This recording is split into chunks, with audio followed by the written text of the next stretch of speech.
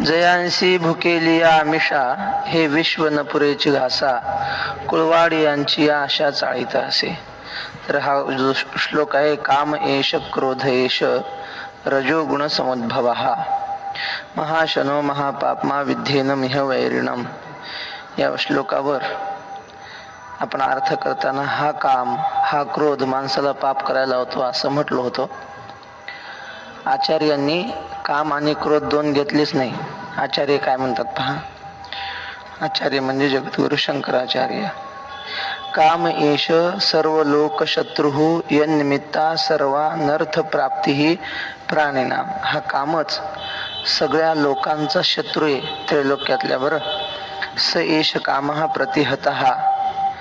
याच कामाला कोणी प्रतिकार केला की त्याच क्रोधात रूपांतर होतं. क्रोध म्हणजे दुसरा कोणी नाही, कामच आहे. कामाला कोणी अडवलं, प्रतिकार केला की त्या कामाचंच रूपांतर क्रोधात होतं असं आचार्य म्हणतात. म्हणजे हा प्रतिहतः केनचित क्रोधत्वेन परिणमते अतः क्रोधः अपि एष एव. म्हणजे क्रोध सुद्धा हाच आहे. म्हणून एष हा काम हा एष हा क्रोध असं न करता हा काम हाच क्रोध आहे असं आचार्यांचं म्हणणं आहे. रजोगुण समुद्भव, रजोगुणात समुद्भव यस्य स कामो रजोगुण समुद्भव. तर अशा प्रकारचे हे हा कामाचा सगळा परिणाम आहे. तर हे कसे आहेत आता ज्ञानोबा आपल्या व्यावहारिक अत्यंत सोप्या भाषेत सांगतात. ते म्हटले 46 जयाशी भुकेली आमिषा. हे झाली ना काल ओवी. त्यांना भूक लागली काम क्रोध आला तर ते किती खातात त्याचं काही माप नाही. म्हणजे झाली खादाड. भस्म्या रोग सांगितला होता ना. भस्म्या रोग म्हणजे काय हो माऊली? भस्म्या रोग म्हणजे काय? तुम्ही नव्हते का काल? नव्हते का? बरं जाऊ द्या. भस्म्या रोग ऐका कोणाकडून. भस्म्या रोग म्हणजे किती खाल्लं तरी भस्मच करणारा असं काही रोगांना. तसे काम क्रोध आहेत, कितीही खातात. भुकेली आमिषा, हे विश्व न पुरेची घासा, कुळवाडी यांची या आशा चाळीत असे. यांच्या घरचा कारभार सांभाळणारी कारभारीण कोण आहे? कामाच्या घरची कारभारी नाही आशा. ती सगळं सांभाळते घरचं. तुम्ही बाहेरचं पहा म्हणते जगाला मारायचं, कसं मारायचं ते मी घर सांभाळायला आहे. कोण आहे ती? आशा. यांची कुळवाडी म्हणजे घरदार सगळं सांभाळते, शेतीवाडी चाळीत असे म्हणजे व्यवहार पाहते. कौतुके कवळिता मोठी, जिये 14 भुवने थेकुटी, तिये भ्रांती ही धाकुटी वाल्ली दुल्ली. एक त्या आशेची बहीण आहे लहानशी. वाल्ली दुल्ली म्हणजे छोटी बहीण आहे आशेची, आणि तिचं नाव आहे भ्रांती. भ्रांती म्हणजे काय? खऱ्याचं खोटं, खोट्याचं खरं दिसणं. आहे दोरी पडलेली, दिसतो सर्प, हे काय? भ्रांती आहे. आहे देव, दिसतं जग, हे काय? आहे ब्रह्म, आणि त्या ब्रह्मावर सगळं जग दिसतंय. भ्रम आहे की नाही हा? तसं नसलेलं दिसणं याला भ्रांती म्हणतात. आणि ही भ्रांती त्या आशेची लहानी बहीण आहे बघा. आणि ती भ्रांतीची ताकद किती आहे? ती खेळता खेळता कौतुकानं जर असं तिनं मिठीत धरायचं म्हणलं तर अख्खं जग तिच्या हातात येतंय, भ्रांतीच्या हातात. अख्ख्या जगाला भ्रम आहे की नाही? अज्ञान. जगात किती माणसं ज्ञानी आहेत, ब्रह्मज्ञानी असं म्हटलं तर किती टक्केवारी किती येईल की ज्यांना जग दिसतच नाही. न देखे जो या जना तया दावी आपणा. जग दिसतच नाही, ज्यांना ब्रह्मच दिसतं असे रंगनाथ गुरुजींसारखे महात्मे किती सापडतील? 1% तरी सापडतील का? म्हणजे या भ्रांतीनं सगळं जग आपल्या मुठीत धरलंय. ती कौतुके कवळिता मुठी. कौतुकानं ती जर मुठीत धरायला गेली तर 14 भुवने थेकुटी. 14 भुवनाला सुद्धा ती अशी सहज हातात धरू शकते. लहान आहेत तिला 14 भुवन म्हणजे. ती भ्रांती ही धाकुटी वाल्ली दुल्ली. ती भ्रांती या आशेची वाल्ली दुल्ली म्हणजे लहानशी बहीण आहे. जे लोकत्रयाचे भातुके खेळताची खाये कौतिके, तिच्या दासीपणाची निबिके तृष्णा जिये. ही भ्रांती काय करते, आता लहान लहान पोरी पोरी खेळ खेळत असतात, खेळ भांडे, मग असे लहान लहान त्यांचे भांडे असतात, सगळंच असते, छोटासा गॅस असतो, सगळंच असतं.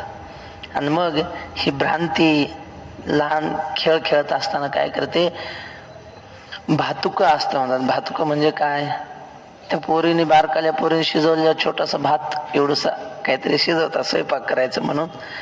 तर ते भातुकं हे म्हणजे लोकत्रयाचे भातुके आणि खेळताची खाये कौतिके.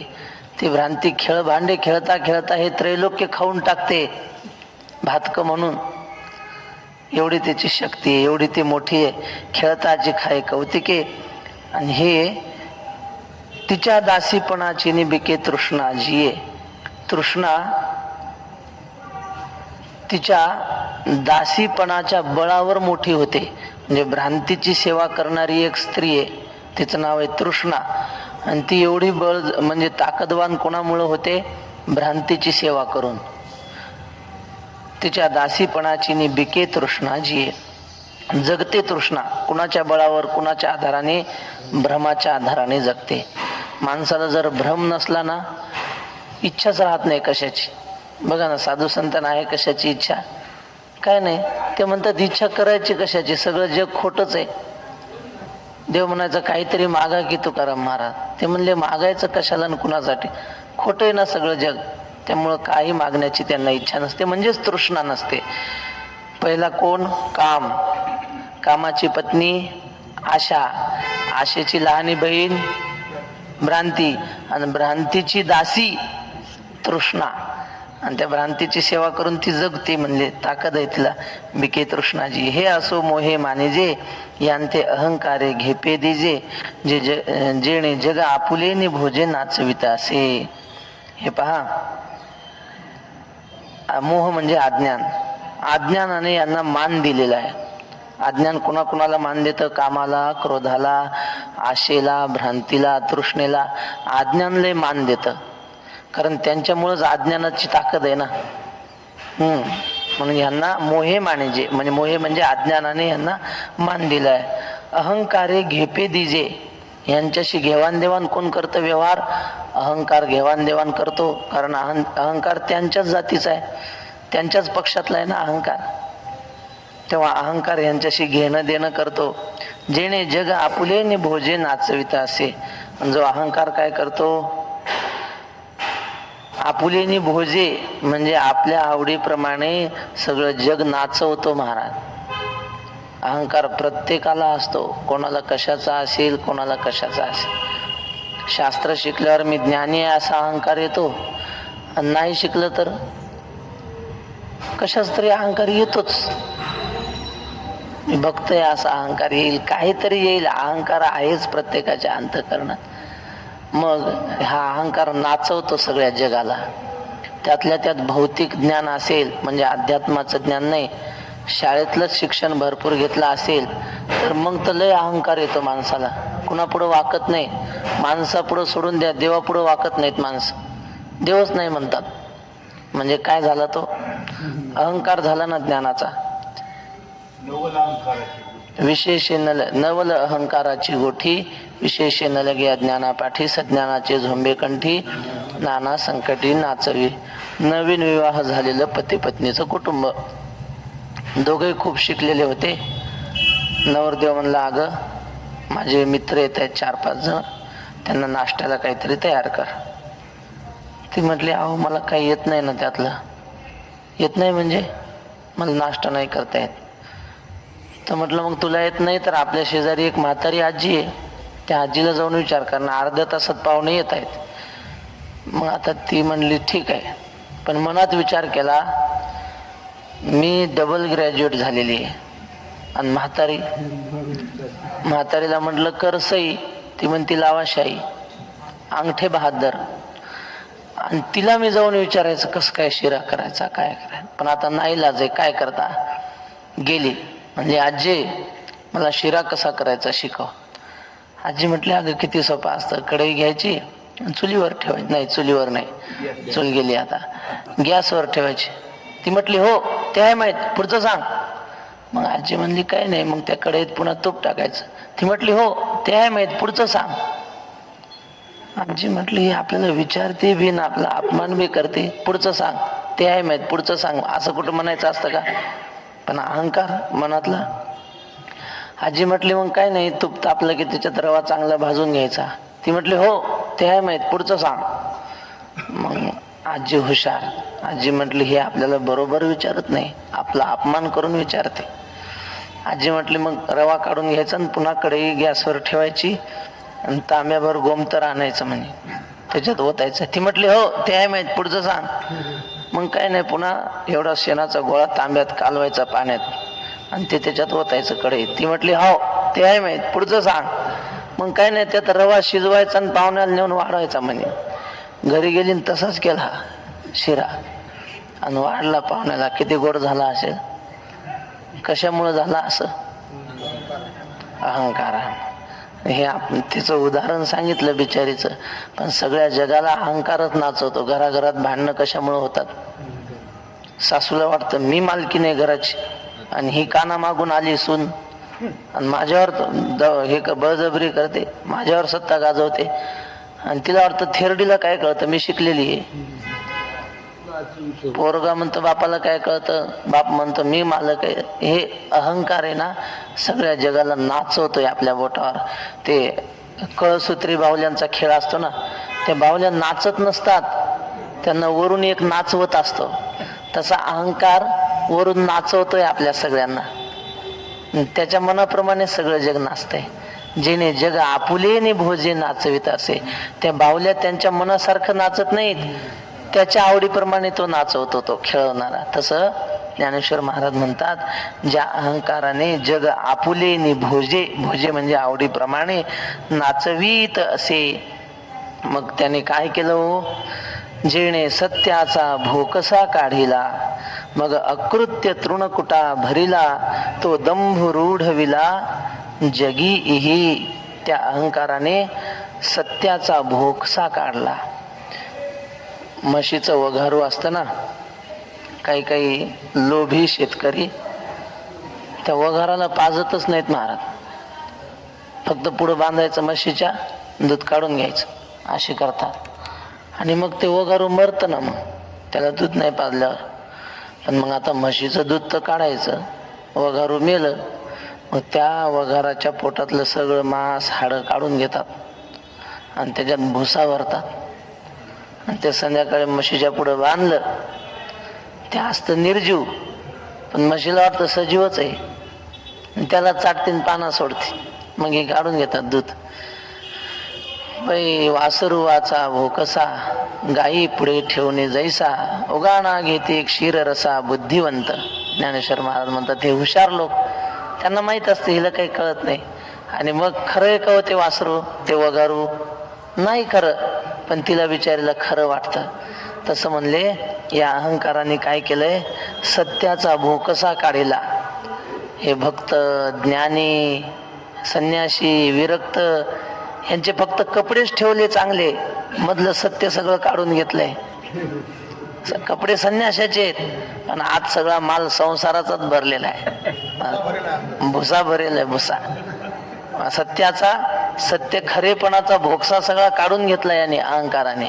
आणि अकृत्य तृणकुटा भरिला, वाईटपणाचा तृणकुटा सगळा मधात भरलेला आहे. वरून संन्यासी, वरून विरक्त, वरून ह भ प, आणि आतून काय आहे ते देवालाच माहित. ऊपर से तो खूप बनी, अंदर की राम जाने. हे कोणी केलंय? हे अहंकाराने केले. अकृत्य तृणकुटा, तृणकुटा म्हणजे भुसा. आणि तो दंभ रूढविला जगी ही, आणि तो दंभ सगळ्या जगात पसरवला. आणि त्यालाच मान आहे. खऱ्या साधूला कोण मानतं? मोठा कीर्तनकार कोणाला म्हणतात लोक? साधूला म्हणतात का? साधूला तर कोणी हेंग लावून विचारत नाही. ज्याच्याकडे गाडी आहे, ज्याच्याकडे माडी आहे, ज्याच्याकडे पैसा आहे, मोठे कीर्तनकार आहेत म्हणतात. 60,000 घेतात, त्यांच्या इतका मोठा कीर्तनकार नाही महाराष्ट्रात. म्हणजे दंभ रूढवला जगात, मान्यता मिळवली दंभाने. हा कुणाचा परिणाम आहे? ताकद कुणाची? ही अहंकाराची ताकद. हे कामाचे सगळे सोयरे सगळे. दंभ रूढविला जगी, साध्वी शांती नागविली. काय केलं याने? अन्याय केला, अन्याय. बिचारी धार्मिक स्त्री, तिचं नाव शांती, तिच्या अंगावरचे वस्त्र काढून घेतले, नागविली. सगळे अलंकार वस्त्र तिच्या अंगावरचे काढून घेतले, तिला अपमानित केलं. कुणाला? शांतीला. आणि माया मांगी शृंगारिली, हिच्या अंगावरचे वस्त्र अलंकार काढले आणि त्या पापिणीच्या अंगावर घातले. कोणती पापिणी? माया. तिला शृंगार केला तिचा. साध्वी शांती नागविली आणि मग माया मांगी शृंगारिली, ती करवी विटाळविली साधू वृंदे. आणि मग त्या शृंगारलेल्या मायेच्या आधारानं सगळ्या जगातल्या साधू वृंदांना म्हणजे भ्रष्ट करून टाकलं. विटाळविली म्हणजे भ्रष्ट केलं. साधू लोकही भ्रष्ट होतात. कुणामुळं? या कामामुळं, या क्रोधामुळं, अहंकारामुळं. तर ती करवी विटाळविली साधू वृंदे. साधूचा विटाळ काय? तुकाराम महाराजांनी सांगितलं, इतुले करी भलत्या परी, परद्रव्य परनारी, सांडून अभिलाष अंतरी, वर्ते व्यवहारी सुखरूप. नाही, आणखी एक तुकोबाऱ्याचं लय प्रमाण सुंदर आहे. परद्रव्य परनारी झाली विषाची परी. आणखी एक आहे, विटाळ तो परद्रव्य परनारी, येथून जो दुरी तो सोवळा तो. परद्रव्याला हात लावणं आणि परस्त्रीकडे वाईट नजरेनं पाहणं हा साधुत्वाचा विटाळ आहे. आणि ते करायला लावतो काम क्रोध साधूला. ती करवी विटाळविली साधू वृंदे, ही विवेकाची त्राय फेडिली. या कामक्रोधाने काय केलं? विवेकाचा आधारच संपवून टाकला. विवेकाचा म्हणजे ज्ञानाचा आधार काय हो? ज्ञानाचा आधार आहे वैराग्य. विरक्ती वाचून कही, ज्ञानासी तगणेची नाही, हे विचारून ठाई ठेविले देवे. या कामाने वैराग्यच राहू दिलं नाही कोणाच्या अंतःकरणात. प्रत्येकाला विषय हवे वाटतात का नको वाटतात कोणाला? तुकाराम महाराज म्हणतात, सांगा ऐसे कोणी दावा, हे जया नावडे, कन्या पुत्र घोडे दारा धन. कोणाला कन्या नसावी वाटते, कोणाला पोरगा नसावं वाटतं, कोणाला घर नसावं वाटतं, पत्नी दारा धन संपत्ती कुणाला नको वाटते सांगा ना? प्रत्येकाला हवंच वाटतं ना. याचाच अर्थ वैराग्य नाही.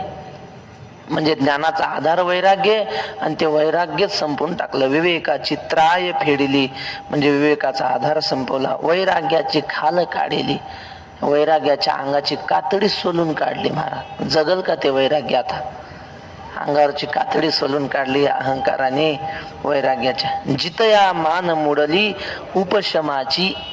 उपशम म्हणजे काय? शमदम. शम म्हणजे मनोनिग्रह, मनाला आवरणं त्याला म्हणतात शम, आणि इंद्रियाला आवरणं त्याला म्हणतात दम. म्हणजे डोळ्याला वाईट न पाहू देणं हा झाला दम, आणि मनामध्ये वाईट विचार न येऊ देणं हा झाला शम. कबीर महाराज म्हणतात, आपल्याकडून शम नाही झाला तरी चालेल, पण दम झाला पाहिजे. म्हणजे काय? मन आवरल्याच जात नाही, मन वाईट विचार करणारच, त्याला काही इलाजच नाही. अवघड आहे ते. मन मोठं अवघड आहे. तुकाराम महाराजांनी कानोबाऱ्यांनी हात टेकले, काय काय करीतो या. पण मन गेलं, भजी खाऊ वाटले, हॉटेलचे भजे दिसले, मन गेलं भज्यावर, पण मग इंद्रिय नाही जाऊ द्यायची. कबीर महाराज म्हणतात, मन गया तो जाने दे, मत जाने दे शरीर, ना खेचे कमान तो कहाँ लगेगा तीर. बाण आहे धनुष्यावर लावलेला, पण आपण ती दोरी ओढलीच नाही तर बाण तिथं जाऊन लागल का? नाही लागणार. एकादशीचा दिवस आहे, भज्याचा सुगंध आला, मनाला वाटलं खावं, पण खायचे नाही. म्हणजे दम केला आपण, इंद्रियांचा निग्रह केला, तो झाला पाहिजे. ही संतोष वन खांडिले यांनी काय केलं? ही सगळी मंडळी ना, कोण कोण? काम, क्रोध, भ्रांती, आशा, तृष्णा या सगळ्यांनी मिळून एक वन तोडून टाकलं. वन कोणतं आहे ते? संतोष वन खांडिले. म्हणजे समाधानाचं वन सगळं तोडून टाकलं. माणसं आपण सगळे दुःखी असतो, याचं कारण काय आहे? कामक्रोध आपल्याला दुःखी करतात, दुसरं काय महाराज. परमार्थातली परीक्षा आहे. दुःख होणं म्हणजे नापास होणं, आनंद थोडा कमी होणं म्हणजे नापास होणं. परमार्थातली परीक्षा. परमार्थिक माणसाचा चेहरा कसा असावा माधव महाराज मगर सांगायचे. ते म्हणायचे परमार्थिक माणसाचा चेहरा म्हणजे उमललेल्या कमळाच्या कळीप्रमाणे प्रसन्न असला पाहिजे. का? कारण तो साधना करतोय, देवाचं नाव घेतो, सदा नामघोष करू हरिकथा, तेने सदा चित्ता समाधान. कसे होते जुने महात्मे, वैकुंठवासी बालयोगी महाराज प्रसन्न असायचे. त्यांची कथा ज्यांनी ऐकली ते भाग्यवान आहेत लोक. तर ते असे त्यांच्याकडे पाहिलं ना, प्रसन्न चेहरा, प्रफुल्लित. त्यांना शेवटच्या काळात आजारही खूप झाले, पण तरी दुःखी चेहऱ्यावरची प्रसन्नता कधी संपली नाही. सांगण्याचं तात्पर्य, आतला परमार्थ माणसाच्या चेहऱ्यावर प्रसन्नता देत असतो. आणि त्या समाधानातून थोडं जरी कमी झालो आपण, समजायचं आपण नापास झालो. धैर्य दुर्ग राहिलं ना अजून. तर हे समाधानाचं वन कुणी तोडून टाकलं? या कामक्रोधाने तोडून टाकलं. धैर्य दुर्ग पाडिले. धैर्य म्हणजे धैर्य, आणि त्या धैर्याचा किल्ला असतो. धैर्य म्हणजे त्याला किल्ल्याची उपमा दिली माऊलीने. किल्ला कसा असतो? हजारो वर्ष पडत नाही महाराज. त्याला जर काही केलं नाही ना, छत्रपती शिवरायांचे किल्ले अजून आहेत ना. इंग्रजांनी पाडले, जाळले, किती त्यांच्यावर केलं, रायगड, तरी अजून आहेच, त्याचे चांगले अवशेष आहेत अजून. हे धैर्याचा किल्ला असतो, न पडणारा धैर्याचा किल्ला. पण या धैर्याच्या किल्ल्याला सुद्धा सुरुंग लावून पाडून टाकतात. एखादा जर म्हणला ना, आजपासून मी इंद्रिय निग्रह करणार, धैर्य केलं, रोज ज्ञानेश्वरीच्या एवढ्या वाचणार म्हणजे वाचणार, काही झालं तरी, हे कामक्रोध त्याला सुरुंग लावून पाडून टाकतात. त्याच्या धैर्याला मोडून टाकतात. नियम काही चालू देत नाहीत कोणाच. धैर्य दुर्ग पाडिले, आनंद रोप सांडिले उपडून या. आनंदाचं सुंदर रोपटं उगवलं होतं आनंदाचं. यांनी काय केलं? आनंदाची कोवळी रोपं उपटून टाकली. आता त्याचं आनंदाचं झाड कधी होणार? झाडच होणार नाही, रोपच उपटून टाकली. कोणी? या सगळ्या मंडळीने. इही बोधाची रोपे लोंचली, सुखाची लिपी पुसिली, जिव्हारी आगी सुदली तापत्रयाची. हे ज्ञान काय? ज्ञानाची वाढीला लागलेली रोप. बोध म्हणजे ज्ञान. बोधाची, ज्ञानाची वाढीला लागलेली रोप लुंचली म्हणजे उपटून नाही टाकली, त्यांचे शेंडे खोडले. आता शेंडे खोडल्यावर कसं काय रोप वाढलो? तुम्ही बघा ना, एखादा विद्यार्थी म्हणा, कोणी आपण अभ्यास करायला लागलो म्हणजे काय झालं? ज्ञानाचं रोप आलं. त्याला ज्ञानेश्वरी वाचायला वाटायला लागली, अभ्यास करा वाटायला लागला, गीता पाठ केली, भांडारकर व्याकरण शिकतो आहे, असं सुरू झालं की मग थोडं थोडं बोलता यायला लागतं, कीर्तन वाढतात, मग पैशाची हाव सुरू होते, मग सगळंच येतं ते. मग अभ्यास राहतो बाजूला आणि हे बाकीचाच व्यापार वाढतो खूप. मग काय केलं? तो जर चांगला अभ्यास करत राहिला असता तर महात्मा झाला असता. पण त्याच्या अभ्यासाला वेगळंच वळण देतं ज्ञान. समाजामध्ये स्पर्धेत उतरतो माणूस. मग तो कीर्तनकार मोठा की मी मोठा झालं. परमार्थ राहिला बाजूला, स्पर्धा सुरू होते. हे कुणाचा परिणाम आहे हा? यांनी बोधाचं, ज्ञानाचं रोप खोडून टाकलं. आता अज्ञानाचं झाड वाढतंय. मग किती बी मठ वाढतील, कीर्तन वाढतील, समाज शिष्यमंडळी वाढेल, हे ज्ञानाचं रोप नाही. हे झाड, ज्ञानाचं झाड काय? ते सुविचारणा, काय ते आहे ना, तनुमानसा, सत्वापत्ती, असंशक्ती, पदार्था भाविने, ही स्थिती म्हणजे ज्ञानाचं रोप. इवलेसे रोप लाविले द्वारी, आणि त्याचा वेलू गेला गगनावरी, मोक्षापर्यंत जातो तो ज्ञानाचा वेल. पण ते नाही वाढू देत, ते खुडून टाकतात ते ज्ञान, ज्ञानाचं रोप. ही बोधाची रोपे लोंचली, सुखाची लिपी पुसिली, सुखाचं अक्षरच पुसून टाकतात सगळं, सुखाची भाषाच पुसून टाकतात. सुख नावाला सुद्धा मिळू देत नाहीत कामक्रोध. जिव्हारी आगी सुदली तापत्रयाची. यांनी काय केलं? आपल्या काळजामध्ये 3 ताप आहेत. कारण ते आध्यात्मिक, अधिभौतिक, अधिदैविक, या 3 तापाचा निखारा काळजात ओतला. माणसाच्या जिव्हारी म्हणजे काळजामध्ये. निखारा काळजात ओतल्यावर किती त्रास होईल ते आता देवाला माहिती. पण एवढा त्रास करून दिला यांनी कामक्रोधाने. जिव्हारी आगीस आग लावली प्रत्येकाच्या अंतःकरणामध्ये. राऊत बाबा म्हणतात ना, आग म्हणजे विषय सेवन केलं की आग शांत होते असं नाही, भडकते म्हणले आग. हे तापत्रयाची आग लावली प्रत्येकाच्या अंतःकरणामध्ये. जुवारी आगी सुदली तापत्रयाची. हे अंगात व घडले जीवीची आथी जडले परी नातुडती गिवसिले ब्रह्मादिका. हे कधीपासून झाले हो कामक्रोध निर्माण? म्हणले अंगात व घडले. माणसाच्या जन्माबरोबरच यांचा जन्म होत असतो. अंगात व घडले म्हणजे अंगाबरोबरच जन्माला आले. जीवीची आथी जडले. आणि कुठं राहतात? जीवाच्या सोबत राहतात. त्यामुळे वेगळं करता येत नाही ना. जन्मल्यापासून सोबत आहेत आणि जीवाच्या बरोबरीनंच राहतात. नातुडती गिवसिले ब्रह्मा जडले म्हणजे काय दिले त्यांनी? अंतःकरणामध्ये सारखे चिकटून राहतात, म्हणजे जीवाला चिकटून राहतात. जीवीची आधी जळले म्हणजे परी नातुडती गिवसिले ब्रह्मादिका. पण कुठं आहेत यांना सापडून फेकून द्यावा म्हटलं बाहेर तर ब्रह्मादिकाला सुद्धा शोधून सापडत नाहीत.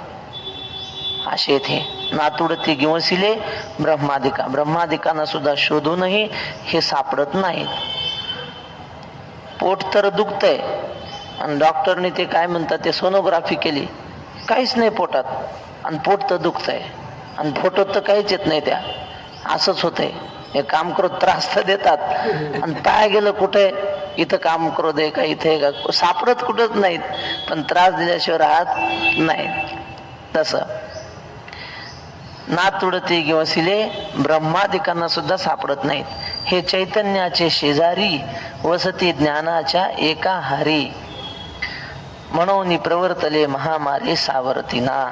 हे काय? चैतन्याच्या शेजारील अंतःकरणात असतात. म्हणजे आत्मस्वरूपाच्या शेजारी अंतःकरण आहे आणि त्या अंतःकरणात काम करत असतात. त्यामुळं मारणं अवघड आहे ना. सापाला मारणं अवघड नाही, पण साप पिंडीवर बसल्यावर मारणं अवघड आहे. लोक म्हणतात तो पिंडीवरला साप आहे. एखादा माणूस असतो ना, मोठ्या महात्म्याच्या सोबत राहतो पण महान नालायक असतो. लोक म्हणतात त्याच्यामुळे महाराजाची बदनामी व्हायली, पण त्याला काढावं ते पिंडीवरला साप आहे म्हणले, त्याला मारता येत नाही. तसे आहेत हे कामक्रोध. कसे आहेत?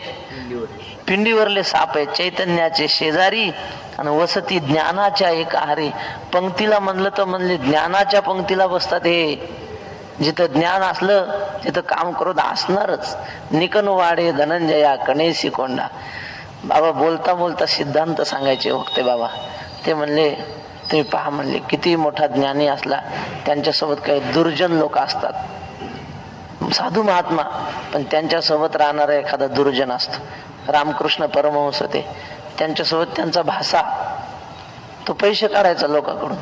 रामकृष्ण परमहंस साक्षात्कारी महात्मे आणि भासा पैसे काढायचा लोकांकडून, म्हणजे अज्ञानी होता सोबत. मग बाबाला असं कधी विचारलं की बाबा म्हणायचे, अरे माऊलींची ओवी आहे, निकन वाढे धनंजया कणेसी कोंडा. 14व्या अध्यायात ओवी आहे. म्हणजे ज्वारीचा गव्हाचा हे असतो की नाही धान्य दाना, तो जर वाढायचा असेल तर त्याच्यावर टरफल असतच. टरफल म्हणजे धान्य आहे का? नाही, पण त्या टरफलाशिवाय धान्य वाढूच शकत नाही. तसं म्हणजे ज्ञानी महात्मा असतो त्याच्या भोवती अज्ञानी असणारच, आणि त्या अज्ञानामुळे त्यांचं ज्ञान टिकून राहतं म्हणले. म्हणून आपण असा आक्षेप करू नये हे एवढे मोठे साधून त्यांच्यासोबत हे पापी लोक कसे काय. ते असतच, तो सृष्टीचा नियम आहे. निकन वाढे धनंजया कणेसी कोंडा. तसं हे ज्ञानाच्या जवळ बसतात कामक्रोध, ज्ञानाच्या अवतीभोवती राहतात, ज्ञानाच्या एका हारी. म्हणून प्रवर्तले महामारी सावरतीना. म्हणून ते जर मारायला टपले तर मग त्यांना ताकद ज्ञानाची मिळते. ज्ञानाच्या जवळ बसल्यामुळं शेजारी आहेत ना ते. नको म्हणतात, नको रे बाबा, आमदाराच्या घरापुढं घर आहे त्याच्या वाट जाऊ नको. तसे हे प्रवर्तले महामारी सावरतीना. म्हणून हे जर महामारी सगळ्या जगाला मारायला प्रवृत्त झाले ना कामक्रोध, कोणाला आवरत नाही. ते कोणी त्यांना अडवू शकत नाही, कारण कशावरचे आहेत, पिंडीवरचे साप आहेत, त्यामुळं मारता येत नाही, काय करावं. म्हणून हे जळे विन बुडविती, आगी विन जाळीती, न बोलता कवळीती प्राणी येते. हे बुडवून टाकतात माणसाला, पण पाण्याची गरज नाही त्यांना, पाण्या वाचून बुडून मारतात.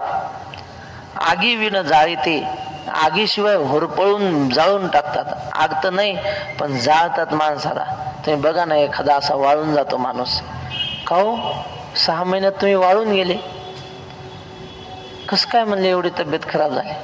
लोक ते नाही सांगत, मग लोक सांगतात, अहो काय करता, त्याचं एकुलतं एक पोरग वारलं हो, लग्नाला आलतं पोरग, तेव्हापासून मग माणूस झुरू झुरू मरतो. मग तो वाळला नाही, तो जळलाय आतून. कोण जाळलं हे चिंतेने काम करत जाळून टाकतात.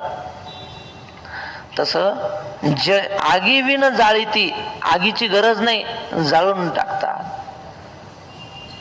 न बोलता कवळीती प्राणी याते, म्हणजे माणसाला कळू देत नाहीत, पण त्याला संपवल्याशिवाय राहत नाहीत. न बोलता म्हणजे असं सांगून घात करतात का, आज तुमचा आम्ही घात करणार आहे. न बोलता, त्याला न सांगता त्याचा घात करून टाकतात. असा एक श्लोक आहे बघा, कुग्राम वासहा कुलहीन सेवा, कुभोजनम क्रोधमुखी च भार्या, मूर्खश्च पुत्रो विधवा च कन्या, विनाग्निना षट प्रदहंती कायम. म्हणजे काही गोष्टी अग्नी वाचून जाळतात. कोणता? कुग्रामवासहा, वाईट गावामध्ये राहण्याची पाळी येणं. म्हणजे एखादा साधू महात्मा बिचारा ज्ञानी आहे आणि त्याला सप्त्याला जावं लागलं, पण त्या सप्त्याच्या गावाचे सगळे लोक नास्तिक. मग अभक्ताची गावी साधू म्हणजे काय, व्याघ्रवाडा गाय सापडली. वाघाच्या कळपात एक गाय सापडल्यावर कसं होतं हो तिचं, तसं होतं अभक्ताच्या गावात साधू गेल्यावर. सगळे नास्तिक लोक, काही नाही त्यांचं देवाविषयी. तर असा प्रसंग येणं म्हणजे तो प्रसंग त्या साधूला अग्नी वाचून जाळतो. कुग्रामवास हा कुलहीन सेवा, एखादा चांगल्या कुलातला माणूस आहे, विद्वान आहे, सदाचरणी आहे, आणि त्याला नालायकाची सेवा करण्याची नोकरी मिळाली, मास्कंड खाणाऱ्याची. त्याचं कसं होतं जीवन, पैशासाठी त्याला सोडता येत नाही नोकरी, पण ते करावं लागणं म्हणजे त्याला ते आगी वाचून जाळतं ती सेवा, कुलहीन सेवा. कुभोजनम म्हणजे रोज पंचपक्वान्न खाणाऱ्या माणसाला शिळी भाकर चटणी खायची पाळी आली, मग त्याला ते सहन होत नाही महाराज. त्याला वाटतं जेवण उपाशी राहो, खाईन तर तुपाशी, नाही तर उपाशी राहो, पण ते खाऊ वाटत नाही, अग्नी वाचून जाणे. कुभोजनम क्रोधमुखीच भार्या, कुभोजनम याचा अर्थ तसा घ्या, किंवा रोज हातानं करून खाणाऱ्याला हॉटेलचं गलिच्छ जेवण करण्याची पाळी आली.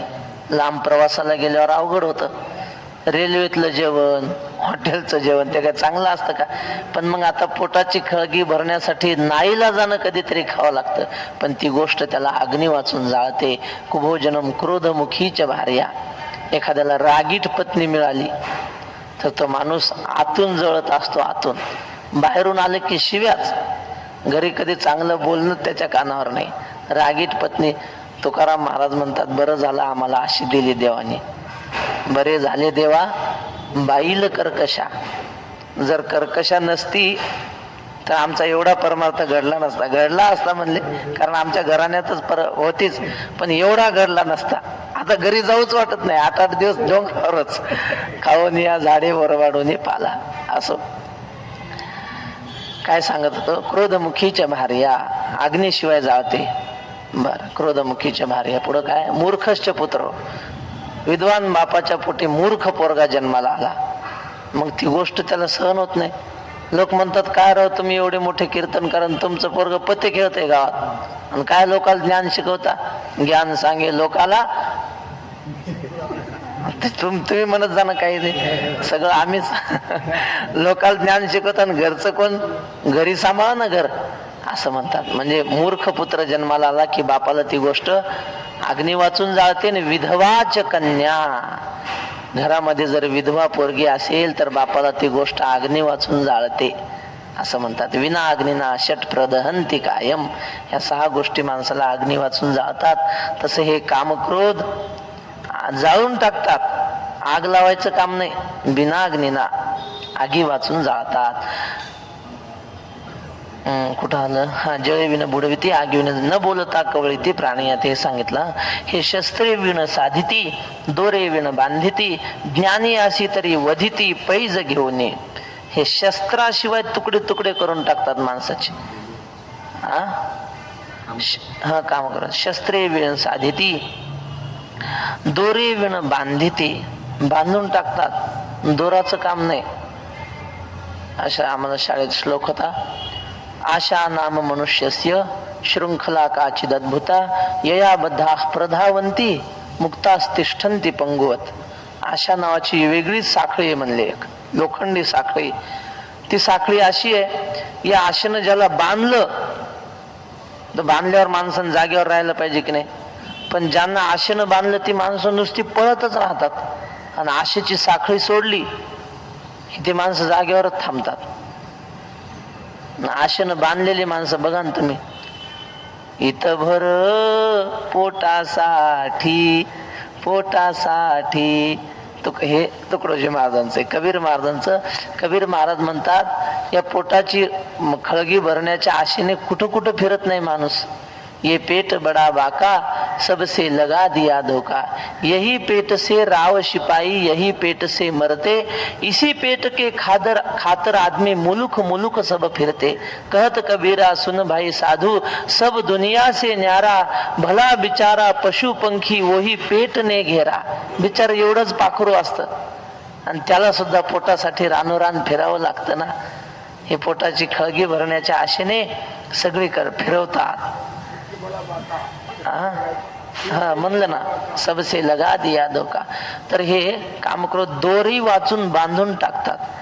माणसाला म्हणलं चला की हो वारीला, चला पंढरपूरला, चातुर्मासाला, ते म्हणते तुम्हाला जायचे पैसे देतो मी, पण मला चला म्हणू नका.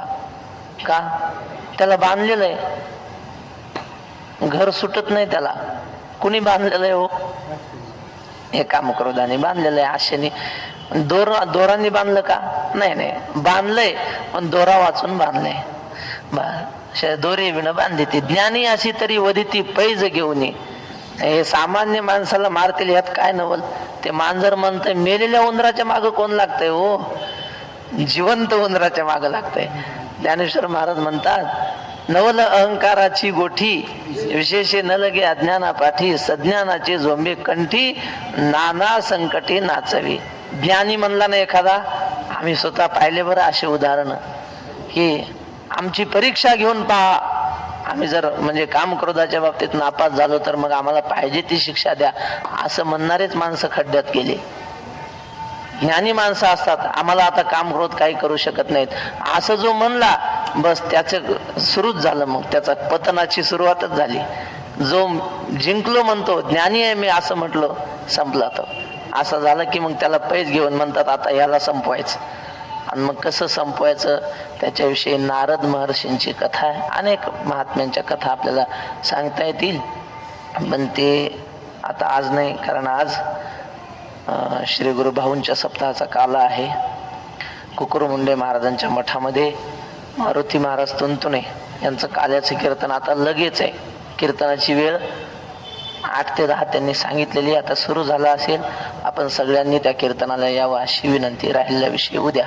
पुंडलिक वरदा हरी विठ्ठल श्री ज्ञानदेव तुकाराम.